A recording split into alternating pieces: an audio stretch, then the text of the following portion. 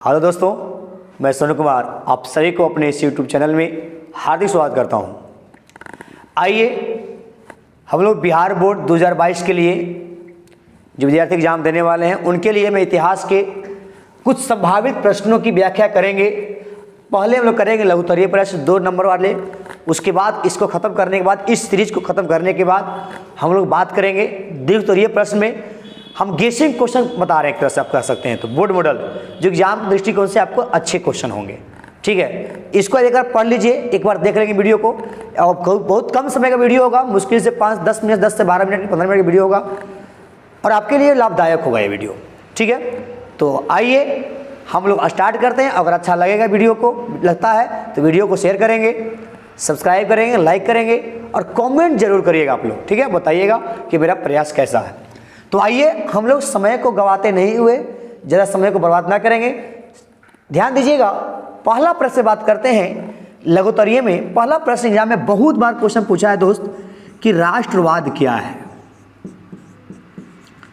राष्ट्रवाद क्या है समझाते हुए मैं आपको लिखाऊंगा, ठीक है। राष्ट्रवाद क्या है? देखिए, राष्ट्रवाद एक विचारधारा है, एक भावना है। अगर कोई व्यक्ति अपने स्वार्थ को त्याग कर अपने देश के लिए सोच रहा है, अपने राष्ट्र के लिए सोच रहा है, तो समझ लीजिए कि उसके अंदर जो भावना है वो राष्ट्रवाद की भावना है। और उस राष्ट्रवाद की भावना जिसके अंदर होती है वह व्यक्ति राष्ट्रवादी होती है। आप जानते हैं तब, यानी देश के प्रति प्रेम, राष्ट्र के प्रति प्रेम एवं लगाव को ही क्या कहते हैं हम लोग? राष्ट्रवाद कहते हैं।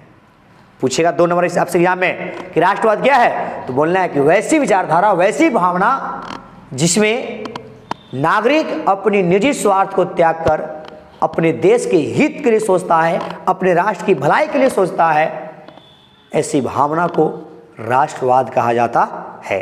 अर्थात देश के प्रति प्रेम, राष्ट्र के प्रति प्रेम एवं लगाव को ही क्या कहते हैं दोस्त? राष्ट्रवाद कहते हैं। समझ में आया होगा आप लोगों को राष्ट्रवाद क्या है? तो इसी को मैं लिख देता हूं, आप लोग ध्यान दीजिएगा।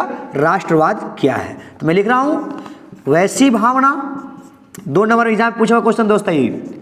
ऐसा इस सब एग्जाम के लिए BBI इसका सब कह सकते हैं हम लोग, बहुत मोस्ट इंपॉर्टेंट क्वेश्चन सब है बाबू। वैसी भावना जिसमें नागरिक अपने निजी स्वार्थ को त्याग कर,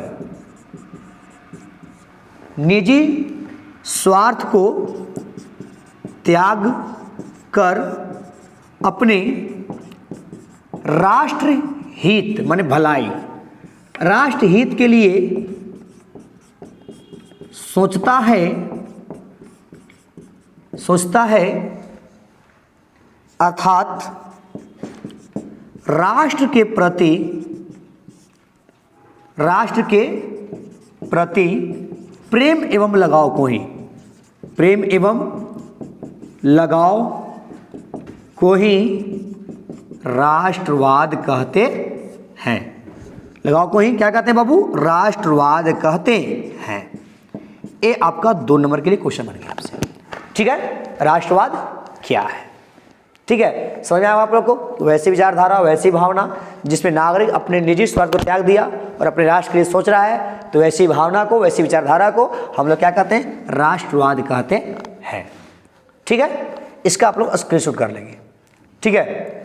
आगे बढ़ते हैं सेकंड प्रश्न की ओर। ध्यान दीजिएगा, मैं सेकंड प्रश्न बताने जा रहा हूं जो आपके एग्जाम के दृष्टिकोण से बहुत इंपॉर्टेंट क्वेश्चन है, जिसका नाम है जर्मन राइन संघ से आप क्या समझते हैं? जर्मन राइन संघ से आप क्या समझते हैं? कहानी भी समझना और क्वेश्चन भी समझना बाबू। जर्मन राइन संघ से आप क्या समझते हैं? देखिए, आप याद करिए, अगर यूरोप की बात आती है, यूरोप में राष्ट्रवाद को फैलाने का सबसे बड़ा उदाहरण नेपोलियन बोनापार्ट हो जाता था।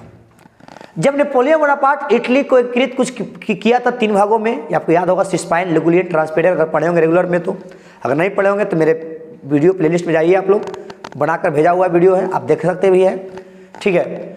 जर्मन राइज संघ क्या है? जब नेपोलियन बोनापार्ट जर्मनी पहुंचे थे सन 1806 में, जब जर्मनी पहुंचे थे 1806 में, तो उस समय जर्मनी लगभग 300 छोटे बड़े गांव में टूटा हुआ था। 300 छोटे बड़े गांव में टूटा हुआ था उस समय जर्मनी। उन सबों को अपनी प्रयास से नेपोलियन बोनापार्ट ने एकता को स्थापित करते हुए मात्र 39 गणराज्य में स्थापित किए थे।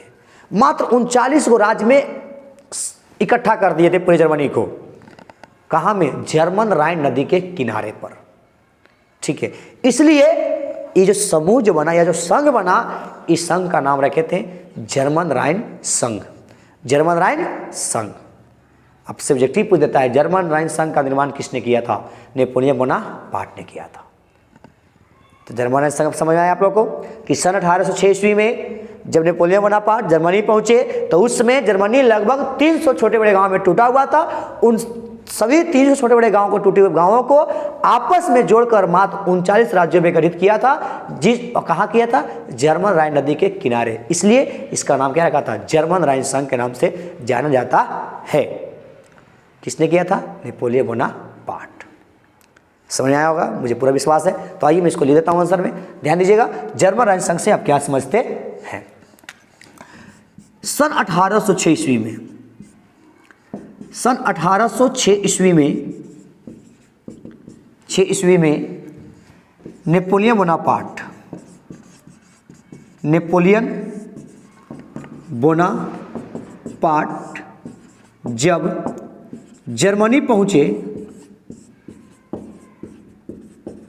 जब जर्मनी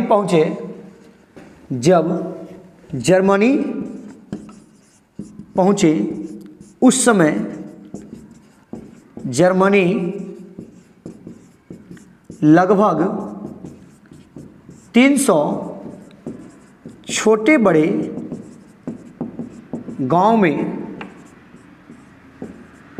विभक्त था। छोटे बड़े गांव में विभक्त था, मैंने टूटा हुआ था, विभक्त था। देखिए मैं यहां लिख देता हूं, छोटे बड़े गांव में विभक्त था। ठीक है, गांव में विभक्त था, है ना, छोटे बड़े गांव में विभक्त था। तब नेपोलियन बोनापार्ट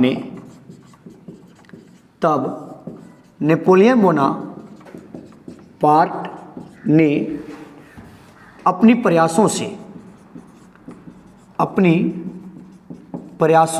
से जर्मन राइन नदी के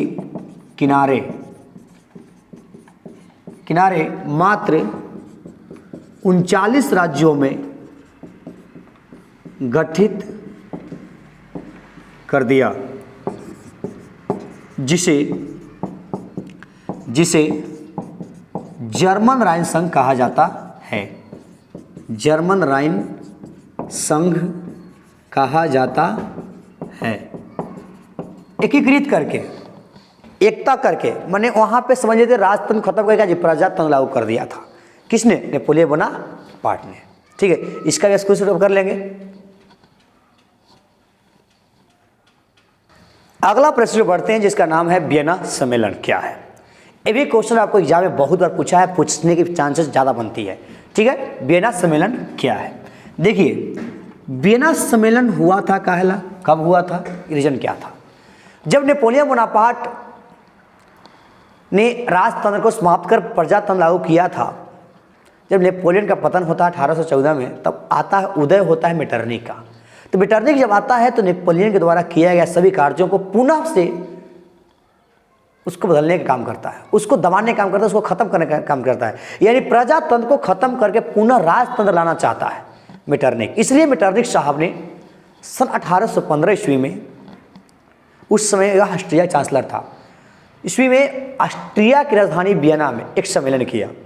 इस सम्मेलन में ब्रिटेन, रूस, ऑस्ट्रिया और प्रसा ने भाग लिया और इस सम्मेलन का मेन मकसद था कि जो भी नेपोलियन ने किया है उस सबों को समाप्त करो और पुनः से राजतंत्र की व्यवस्था करो। ये मेन मकसद था किसको? मेटरनिख का, क्योंकि मेटरनिख कहा भी करता था कि बिना परिवर्तन किए शासन करो। ठीक है। तो याद करना वियना सम्मेलन क्या है। ये कब हुआ था? 1815 में ईस्वी में, ठीक है। तो ध्यान दीजिएगा, सन 1815 ईस्वी में 15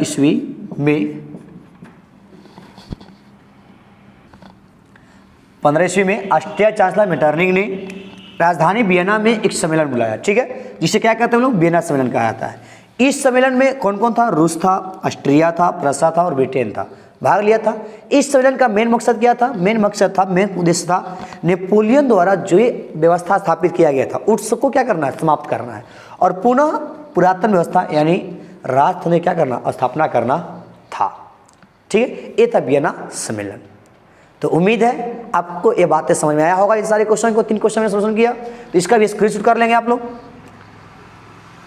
मैं प्रत्येक दिन आपको पर डे जो है एक वीडियो अपलोड होगा अल्टरनेट करके। आज हिस्ट्री होगा तो कल आपका पॉलिटी होगा। हिस्ट्री और पॉलिटी के क्वेश्चन आपको लेकर चलेंगे हम लोग, ठीक है। एक दिन मेन क्वेश्चन का सॉल्यूशन करेंगे आप लोग को। अगर ये मेरा प्रयास अच्छा लगता है तो आप लोग जरूर बताइएगा, कमेंट जरूर करिएगा। सब विद्यार्थी कमेंट जरूर करेंगे, बताएंगे कि मेरा प्रयास कैसा है। और कुछ सजेशन अगर देना चाहते हैं तो आप कुछ पूछना चाहते हैं तो आप कमेंट करिएगा, पूछ सकते हैं। आज इतना ही। Best of luck, thanks for watching. Jai Hind मेरे दोस्तों।